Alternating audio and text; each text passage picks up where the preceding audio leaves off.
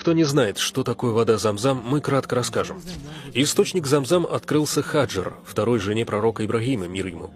По приказу Аллаха Ибрагим, алейхиссалям, оставил свою жену и сына в одном месте в пустыне и ушел.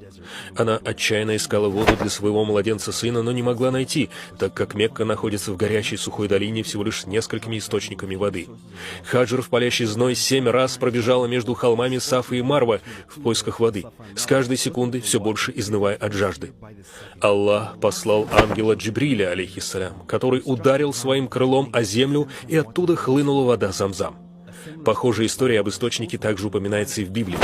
Ибрагим, алейхиссалям, восстановил дом Аллаха Каабу рядом с источником Замзам, здание, которое изначально было возведено пророком Адамом, алейхиссалям. Сегодня мусульмане со всего мира направляют свой лик в сторону Каабы, совершая молитву 5 раз в день. Источник Замзам располагается примерно в 20 метрах восточнее Каабы.